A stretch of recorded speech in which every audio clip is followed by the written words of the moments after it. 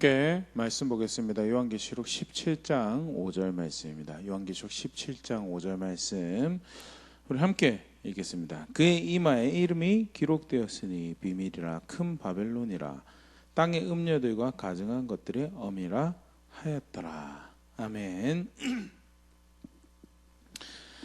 예, 이제 우리 계속 요한계시록 함께 살펴보고 있는데요.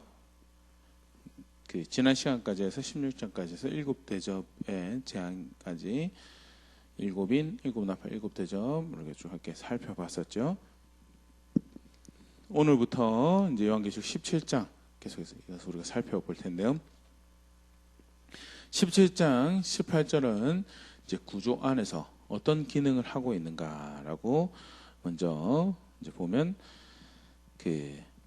요한계시록 14장 8절에도 이제 이 시대에 대한 정황에 대한 전반적인 그림의 묘사가 있죠. 그래서 전반부에는 14장에 시온산에 선 어린 양과 함께 설 14만 4천이 세워지는 시대가 이 시기고, 그러면서 그 다음에 소개되는 모습이 영원한 복음을 선언하는 천사의 모습이, 그래서 복음의 시대, 복음이 선언되어지는 시대이고, 더불어서 또 어떤 시대나라고 할 때 14장 8절에 보면요, 바벨론이 무너지는 시기다. 그리고 9절에 짐승의 표를 받고 짐승에게 경배하는 자들이 이제 하나님 진노 앞에 서는 시기가 될 것에 대해서 이야기를 하고 있는 장면이 등장을 하고요. 그리고 우리가 지난 시간 살펴봤던 일곱 번째 대접이 이제 부어질 때도 일곱 번째 대접의 내용 중에 하나가 큰 성 바벨론이 하나님 진노의 포도잔을 받게 되는 그런 모습이 이렇게 기록이 되는데요. 17장 18절은 그 바벨론이 구체적으로 하나님 진노 앞에 서게 되는 모습을 부연 설명이죠. 일종의 부연 설명을 하고 있는 삽입구 같은 기능을 하고 있는 그런 장이고, 요한계시록 안에서 우리가 그런 기능을 하는 이 구조들을 이제 쭉 많이 같이 살펴봤었죠. 그래서 여섯 번째 인 떼어지고 일곱 번째 인 들어가기 전에 그 상황에 성도들은 이라고 이야기할 때 7장에서 허다한 무리들을, 흰옷 입은 허다한 무리들 또는 하나님 인받은 14만 4천을 보고 가운데 있는 14만 4천을 소개하는 그런 대목이 등장을 했고요. 그리고 일곱 번째 나팔까지죠. 죄송합니다. 여섯 번째 나팔까지 소개되어지고 난 다음에 그 시국에 요한이 새로운 사명, 요한 안에서 교회가 새로운 사명을 받는 장면들, 또 그 증인이 활동하게 되는 시기인 거에 대해서 소개가 되어지고 일곱 번째 나팔이 등장을 하고요. 일곱 번째 나팔 구체적인 내용이 일곱 대접으로 소개되어지기 전에 12장에서 14장까지 이제 용과 짐승의 모습이 소개되어지면서 이런 심판이 이렇게 과한 것이 아니라 합당한, 하나님 대적하고 거역한 세상을 향한 합당한 하나님의 진노의 의로우신 이 표출인 거에 대해서 설명하는 동시에 성도가 교회가 살아가는 시대가 어떤 시대인 것인지 쭉 삽입구 형태로 이제 7장 다음에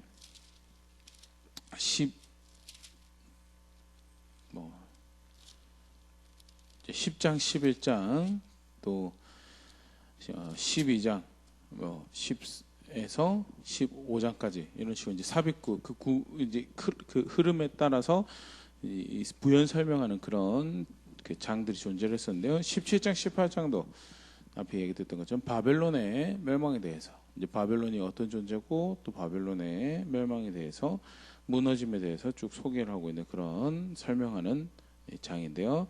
오늘은 6절까지 이렇게 살펴보면서요, 6절에서 표현되어지고 있는 바벨론의 모습에 대해서 함께 살펴보도록 하겠습니다. 먼저 이 바벨론이 누군가라고 할 때요, 17장 18장에 들어와서 바벨론에 대해서 지리적 바벨론을 이야기하는 그런 분들은 거의 없습니다. 다 이제 비유, 나중에 이제 천사가 그 의미에 대해 설명하는 것들이 실제로 이 바벨론은 비유적으로 봐야 된다는 것을 분명하게 보여주고 있는 그런 장면이고요. 왜 하필 이름을 바벨론으로 표현했을까라고 할 때, 그 하나님과 하나님 백성을 대적하는 대표적인 존재로 구약부터 일컬어지는 주적 중에 하나가 바벨론이었죠. 특별히 아수르도 사실 굉장히 강력한 강대국이었지만 느부갓네살 왕을 대표로 해서 그 막강한 권력을 휘어잡았던 그런 나라가 이제 바벨론이었고요. 그래서 하나님을 대적하는 권력과 권세, 문화, 또 뭐 개인 그런 집단, 세력을 설명할 표현으로 이렇게 사용을 하죠. 예레미야 50장 29절 보면요, 활 쏘는 자를 바벨론에 소집하라. 활을 당기는 자의 그 사면으로 진을 쳐서 피하는 자가 없게 하라. 그가 일한 대로 갚고 그가 행한 대로 그에게 갚으라. 그가 이스라엘의 거룩한 자 여호와를 향하여 교만하였음이라 하면서 하나님 앞에서 교만하여서 하나님을 대적하고 하나님 비방하고 자기 영광을 추구하며 살아갔던, 그래서 결국에서 하나님 앞에서 멸망당했던 그 존재가 바벨론. 그런 이름의 누앙스를 살리는 표현으로 그렇게 이해하면 좋을 것 같습니다. 특별히 더불어서 그 동시대 요한계시록을 받아들었던 사람들 입장에서 이 바벨론 1차적으로 누구였는가라고 생각을 할 때 학자들이 서슴없이 로마를 이야기를 합니다. 베드로가 그 앞에 이제 베드로전서 5장 13절에 보면 택하심을 받은 바벨론에 있는 교회가 너에게 문안하고 내 아들 마가도 그리하느니라 하면서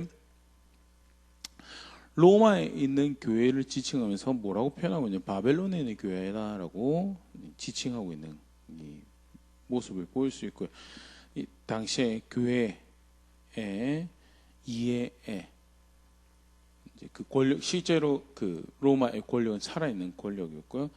그래서 로마에 대해서 이야기를 할 때 그 이해 백성들의 이해 안에서 그들을 바벨론이라고 칭하고 있는 그런 이해가 공유되고 있었던 것을 이제 볼 수 있는 그런 정황이고, 그래서 17절 18절에 또 14장에 묘사되고 있는 바벨론을 이 1차 독자들이, 초대교회 성도들이 받아들였을 때 쉽게 하나님을 대적하는 권력, 권세 들을 생각할 때 로마를 생각할 것으로 이렇게 이야기를 하죠. 또 쉽게 빗대어서 생각할 수 있는 그런 이야기들이죠. 그러나 궁극적으로 로마에만 국한되는 것이죠. 과거의 바벨론을 표현하지만 지금도 그 바벨론 존재할 수 있고 교회 역사에서 계속 그 바벨론 존재해 왔었죠. 그래서 하나님을 대적하는 세상 권력과 문화를 지칭하는, 본문 안에 표현을 보면요, 17장 3절을 보면 그 성령으로 나를 데리고 광야로 가니라. 내가 보니 여자가 붉은빛 짐승을 탔는데 그 짐승의 몸에 하나님을 모독하는 이름들이 가득하고 7머리와 10뿔이 있으면, 그 이제 여자로 표현되는 바벨론이죠. 여자로 표현된 바벨론이 누구와 연합하냐면 붉은빛 짐승과 연합하라는데, 그 짐승이 어떤 존재냐, 하나님을 모독하는 이름이 가득한 그런 짐승이 지지를 받고 그에 올라타서 활동을 하는 그런 여자로 표현이 되어 있고요. 결국 그 여자가 하는 일이 뭐냐, 하나님 대적하고 하나님 모독하는 그런 일들을 하고요. 그래서 바벨론이 누구냐라고 이야기를 할 때 예전 바벨론의 그런 그림자 안에서 1차 독자가 된 그것들이 이제 로마일 수 있죠. 그러나 거기 국한되는 것이 아니라 시대별로 상황별 하나님 대적하는 모든 세계 질서들, 권력의 질서들, 세력들, 문화들을 지칭하는, 그렇게 강대한 하나님 앞에서 거역하고 반역하는 것들을 선택했던 권력들을, 나라들을 지칭하는 것이다라고 볼 수 있죠. 대표적으로 그 바벨론이 하는 일에 대해서 이제 설명이 되어지고 있는 표현 중에 하나가 뭐냐면, 우리 오늘 읽었던 5절 말씀에도 있지만요, 음녀, 그리고 그 음녀들의 어미달, 또는 1장 1절 2절에서는요, 또 7 대접을 가진 7 천사 중 하나가 와서 내게 말하여 이르되 이리로 오라. 많은 물 위에 앉아 큰 음녀가 받을 심판을 너에게 보이리라. 땅의 짐승들도 그와 더불어 음행하였고 땅에 사는 자도 그의 음행에 포도주에 취하였다 하고 하면서 큰 음녀라고 표현되고요. 그리고 그 음행을 행하는 자신뿐만 아니라 땅의 임금들이 땅에 사는 자들이 그 음행의 포도주에 취하도록 만드는 그런 음행을 행하는 존재다라고 설명이 되어 있는데 여기서 말하는 음행은 뭐 말 그대로 음행일 수도 있지만요. 아까도 얘기 드렸던 것처럼 17장 18장은 비유적으로 대다수가 비유적으로 보고 있는 메시지고요. 그래서 여기서 음행은 직접적인 음란을 포함한 하나님 앞에서 행하는 모든 불신앙과 불의를 이야기하는 것으로 그렇게 이야기를 하고요. 실제로 하나님이 하나님 백성들이 불신앙을 이렇게 가졌던 언약에 신실하지 않는 모습들을 가졌을 때 뭐라고 표현하면요, 음행했다라고 그렇게 표현이 돼요. 뭐 여러 가지 본문들 볼 수 있겠지만요, 호세아 4장 12절 13절 말씀 보면요, 내 백성이 나무에게 묻고 그 막대기를 그들에게 고하니 그 막대기는 그들에게 고하니 이는 그들이 음란한 마음에 미혹되어 하나님 버리고 음행하였음이니라. 그들이 산 꼭대기에서 제사를 드리며 작은 산 위에서 분향하되 참나무와 버드나무와 상수리나무 아래 사니 이는 그 나무 그늘이 좋음이라. 그러므로 너희 딸들은 음행하며 너희 며느리들은 간음을 행하는도다. 나무에게 묻고 그 막대기에게 귀를 기울이고 산 꼭대기에서 제사 드리고 산 위에서 분향하고 참나무와 버드나무와 상수리나무 아래서 제사하는 모습을 하나님께서 뭐라고 표현해요? 음행했다라고 이야기를 해요. 음행했다. 그게 무슨 음행입니까? 라고 할 때 언약의 신실 남편 되시는 하나님 계시고 주인 되시는 하나님 계신데 거기에 신실하지 않는 마음이 나눠진 모습이 마치 부부 관계에서 배우자에게 신실하지 않는 모습과 동일한 것에 대해서 그렇게 비유적인 표현으로 그것을 음행이라고 칭하고 있는 것을 이렇게 보일 수 있고요. 더불어서 보면 그래서 그 결과 너희 딸들을 음행하며 너희 며느리들이 간음을 했다라고. 여기서 음행은 비유적인 표현도 될 수 있고요. 직접 실제적인 음행의 표현, 음란을 간음을 행하는 모습으로도 생각을 할 수 있죠. 여담으로 여기 들면 이스라엘 백성들이 언약에 신실하지 않을 때 꼭 그들 언약에 신실하지 않는 모습으로 뒤따랐던 모습이 실제로 음란한 자리에 있는 것. 영적으로 언약에 신실하지 않는 것이 단순히 그걸로만 끝나는 것이 아니라 그냥 하나님 잘못 섬겼습니다. 그걸로 끝난 거 아니라 하나님 법을 존중하지 않는, 하나님 기준을 존중하지 않는 구체적인 삶의 형태로 드러나는 것이 이스라엘 백성의 모습에서 볼 수 있고요. 그래서 굳이 육신적인 또는 실제적인 그 음행을 지칭한 비유로 이제 보기도 하지만요. 모든 불신앙, 불이 포함한 그런 표현으로 이제 보일 수 있고요.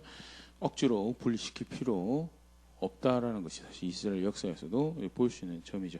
분명한 것은 이 본문 안에서는 이제 여기서 말하는 바벨론의 음행은 어떤 육체적 행위로서의 음행보다는 영적인 의미의 하나님 앞에서 의롭지 않는 하나님을 믿지 않는 그런 모습을 이제 보일 수 있고요.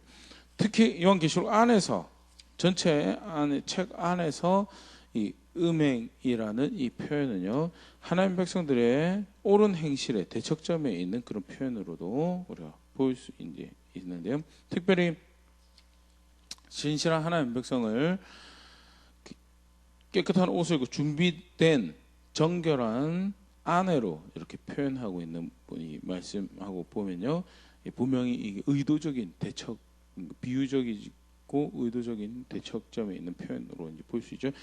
대표적인 요한계시록 19장 17절 8절인데 우리가 즐거워 크게 기뻐하며 그에게 영광을 돌리사 어린 양의 혼인 계약이 이르렀고 그의 아내가 자기를 준비하였으므로 교회지요. 교회고 성도들을 신실한 성도를 의미하는 건데요. 8절 그에게 빛나고 깨끗한 세마포옷을 입도록 허락하셨으니 이 세마포옷은 성도들의 옳은 행실이로다. 깨끗하고 빛난 세마포옷을 순결함과 순수함을 옳은 행실로 고백되어지는 그런 순수함, 순전함을 이제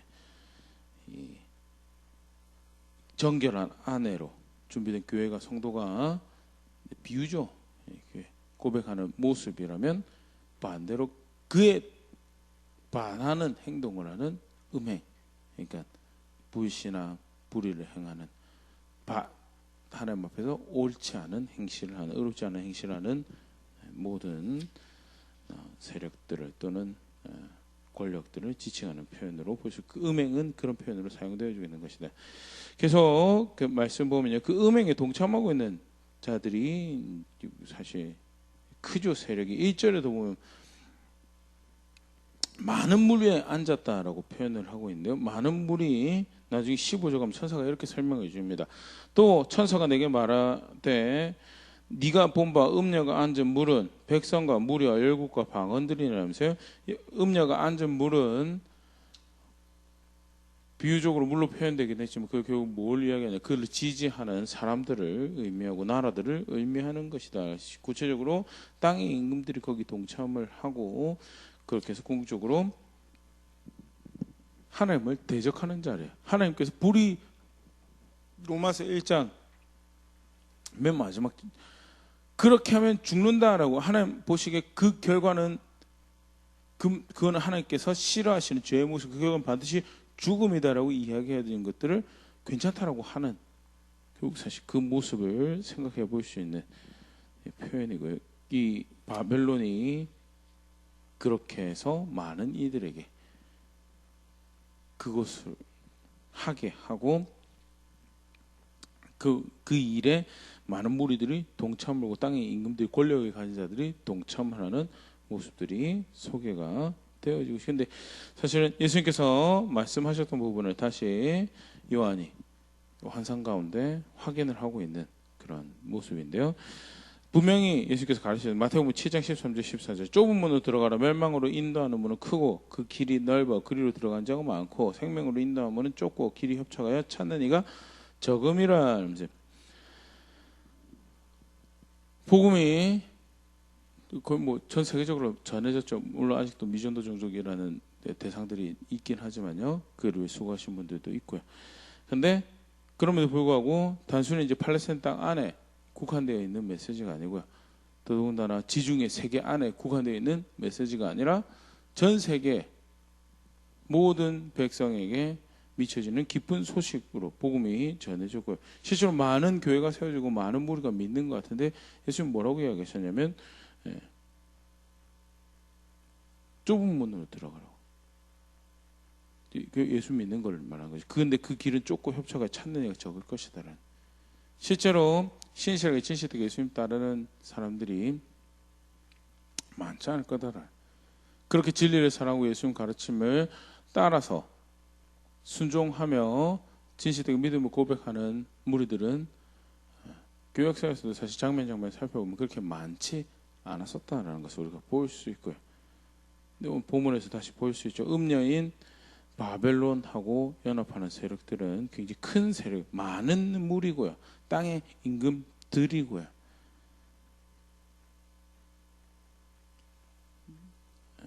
그런 모습들 같이 기억해서 보면요, 여기서 하나하나 표현되어지고 있는 것들이 결국 예수께서 가르치셨던 것들을 다시 요한에게 확인하고 있으며, 요한을 통해서 이 메시지를 받는 교회와 성도들이 확인하고 있는 것을 볼 수 있죠.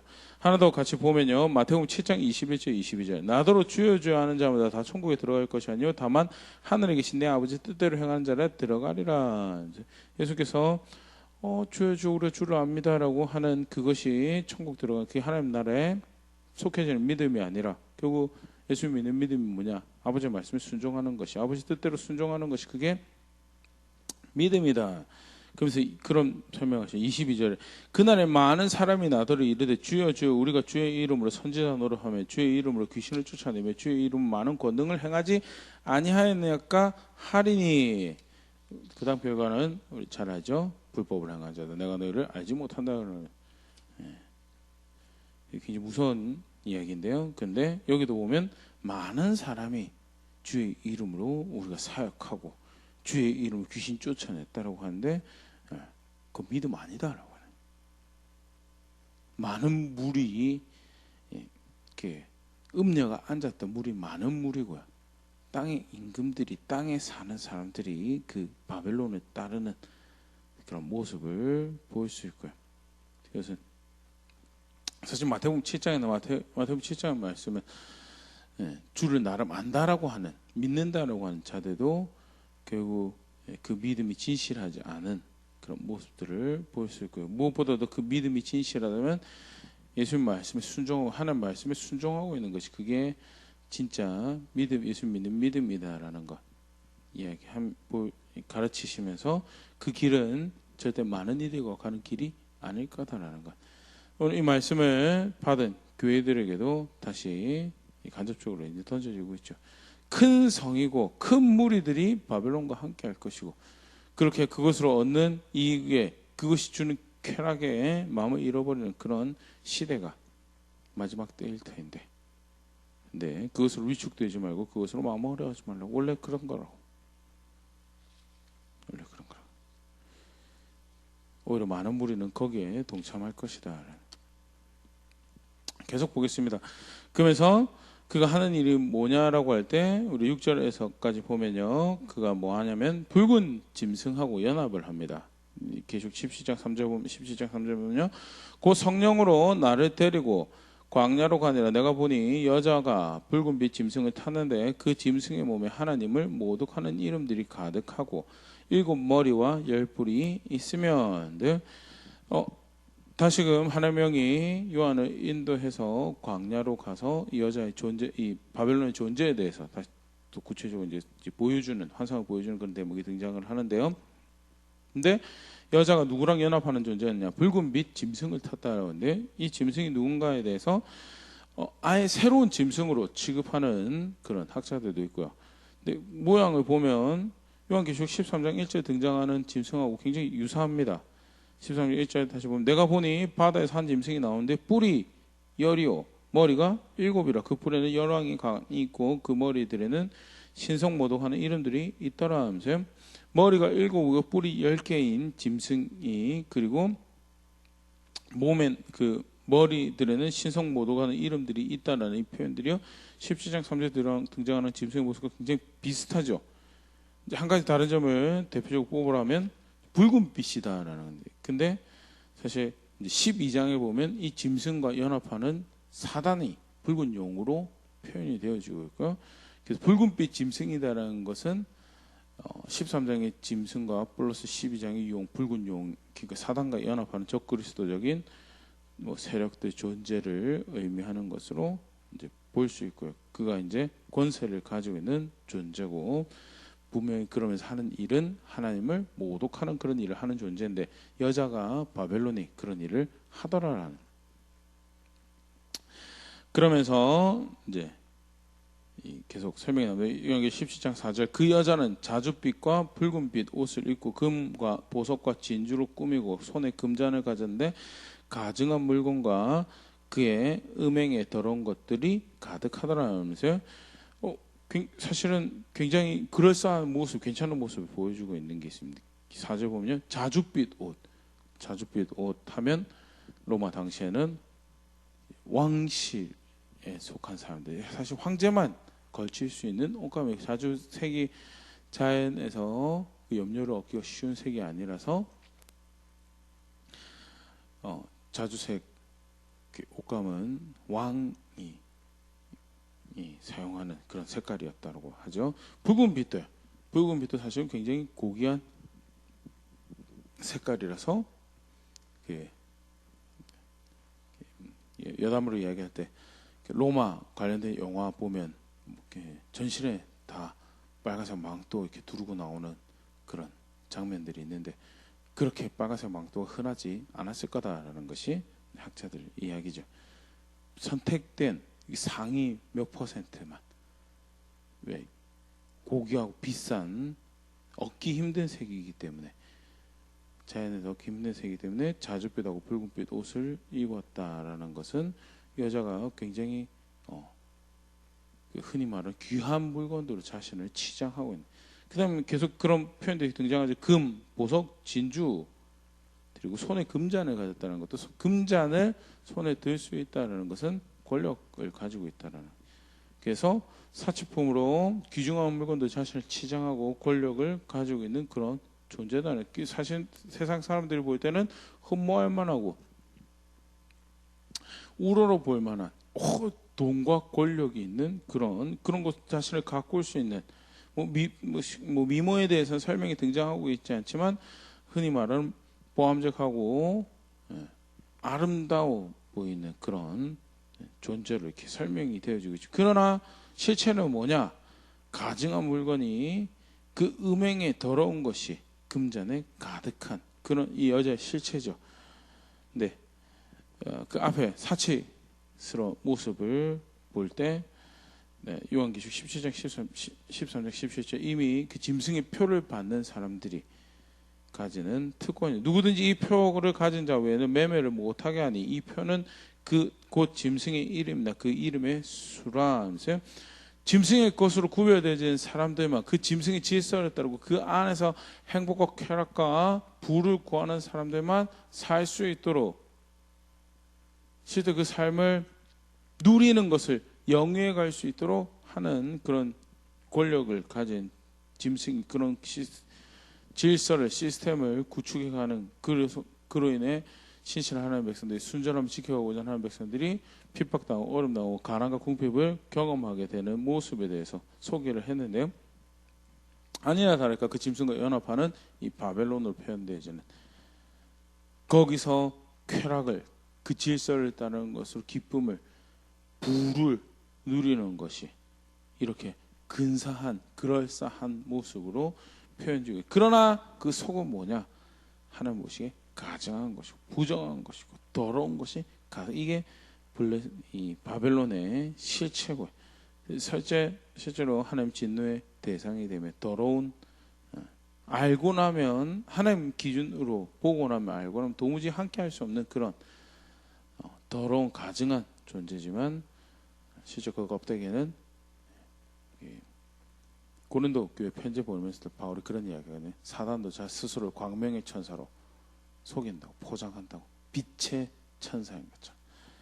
네, 여기서도 보면 상품성을 가지는 세상사에서 상품성을 가지는 이 바벨론께서 많은 이들로 동참하게 하는 또는 많은 임금들이 그 질서 안에서 똑같이 부를 구하고 명예를 구하고 권력을 구하는 그런 존재가 될 수 있음에 대해서 그렇게 소개를 하고 있죠.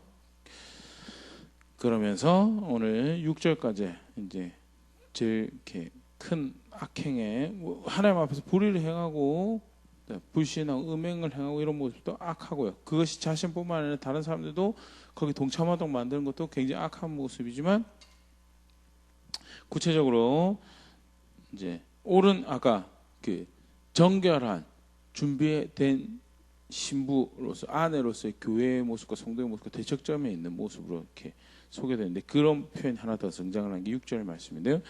요한계시록 17장 6절 또 내가 보매 이 여자가 성도들의 피와 예수의 증인들의 피에 취한지라 내가 그 여자를 보고 놀랍게 여기고 크게 놀랍게 여기니 성도들의 피와 예수들의 증인들의 피에 그것으로 취한다는 흡족해하고 만족했네. 네, 여러 인물들 생각해 볼 수 있지만 성경에 등장하는 증인들의 하나님의 신실한 자들 피로 취한 자를 생각을 해보면 대표적인 인물 중에 하나가 이세벨이죠. 아합의 아내 이세벨의 모습인데요. 열왕기상 18장 4절에 보면 이세벨이 여호와의 선지자들을 멸할 때 오바댜가 선지자 100명을 가지고 50명씩 굴에 숨기고 떡과 물을 먹였더라면서요.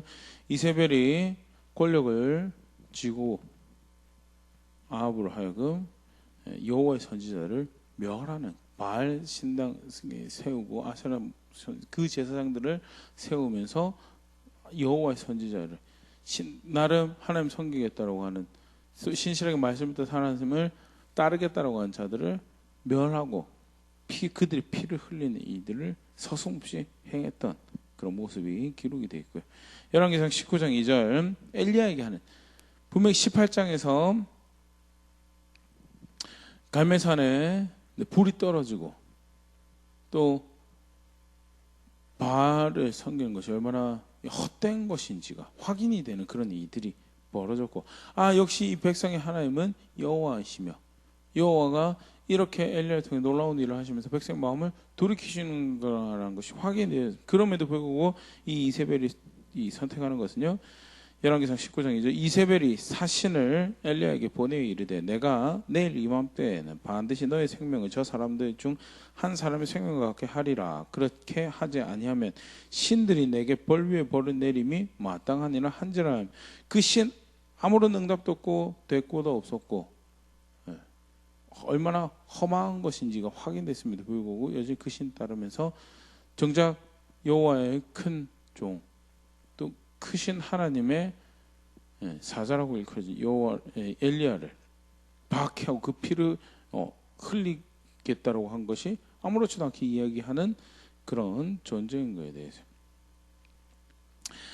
이런 모습들을 생각을 하면요, 여기서 이야기하는 바벨론의 이 성도들의 피와 예수의 증인들의 피에 취했다라는 표현이 조금 더 이렇게 생생하게 이렇게 보여줄 수 있을 것 같고요.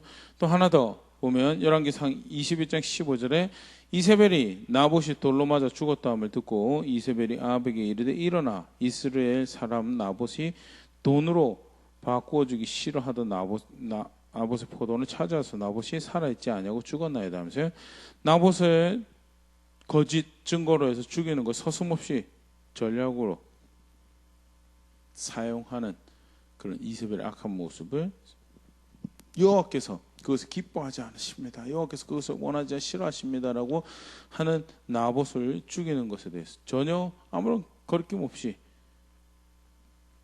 꾀를 사용하고 능력을 권력을 사용하는 그런 모습들이 결국 여기서 표현하고 있는 성도들 피와 예수의 증인들 피에 취했다라는 그런 표현이고요. 더불어서 그것이 1차 표면적으로는 박해하는 자리에 있었고, 신실한 하나님 백성을 박해하는 자리에 어떻게 해서 하나님 말씀 따라가고자 하는 교회와 성도를 핍박하는 자리에 있는 그런 권력자의 모습이 될 수 있고, 그 근원에는 뭐가 있는가라고 할 때 우리가 참고할 수 있는 말씀이 요한복음 3장 20절 21절 말씀이죠.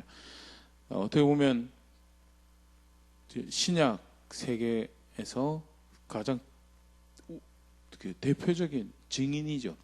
예수님 증인, 모든 증인의 본이시며 증인이 어떻게 사역해야 되는 걸 누구보다 잘 보여주신 하나님의 증인이셨던 예수님이 요한복음 3장 20절 22절 그 증인을 박해하고 미워하는 모습에 대해서 이렇게 표현하신데, 악을 행한 자마다 빛을 미워하여 빛으로 오지 아니하나니 이는 그 행위가 드러날까 함이요. 빛을 예수 미워한다는 거죠. 그러면서 그것이 그 저변는 표현을 이렇게 합니다. 21절 진리를 따르는 자는 빛으로 오나니 이는 그 행위가 하나님 안에서 행한 것임을 나타내려 함이니라 하면서, 진리를 따르는 자는 빛으로 오고 반대로 보면 빛을 미워하는 자는 진리를 따르지 않는 거예요. 그것을 그 앞에 자리는 악을 행한다라는 걸로 표현하죠. 결국 왜 빛을 미워하는 거, 왜 증인을 핍박하고 증인을 미워하는 자리에 서게 되는가? 진리를 따르지 않기 때문에, 진리를 사랑하지 않기 때문에. 이세벨이 선택한 것도 그렇죠. 분명히 서슴없이 팩트로, 사실로 엘리야를 통해서 이게 진실된 세계다, 여호와가 이 백성의 참 하나님이시고 그리고 그가 지금 백성을 그들에게 하나님께로 돌이키고 계심을 보여주고 있죠. 엘리야의 사역을 통해서. 그럼에도 불구하고 뭐예요? 그 진리를 사랑하지 않죠. 그 진실된 사실을 사랑하지 않아요. 그래서 어떻게 해요? 엘리야의 피까지 흘리겠노라라고 이야기하는 그 모습을 볼 수 있고요. 요한계시록 17장 6절에도요. 이 바벨론이 성도들의 피와 예수의 증인들의 피에 취했다라는 표현. 아까 1차적으로는 박해와 서슴없이 하나님과 교회를 하나님 백성들을 핍박하는 그런 일을 할 것에 대해서 이제 하는 존재인 거에 대해서 설명한 동시에 그들이 어떤 존재인가를 보여. 진리를 싫어하기 때문에, 미워하기 때문에, 진리를 사랑하지 않는 존재들이기 때문에 그런 일을 하는 바벨론의 모습에 대해서 간략하게 이제 전반부 아주 이게 17장 18장 계속 이어서 바벨론에 대한 내용이 등장을 하는데요. 전반부 내용들 살펴봤는데 그런 바벨론이 힘을 가지고 세력을 가지고 많은 추종자들을 거느리고 또 권력을 가지고 또 세상 자랑할 만한 것들, 이생의 자랑들, 안목의 정욕들을 충족시키는 그런 부를, 명예를, 권력을 가지고 있는 존재로 이렇게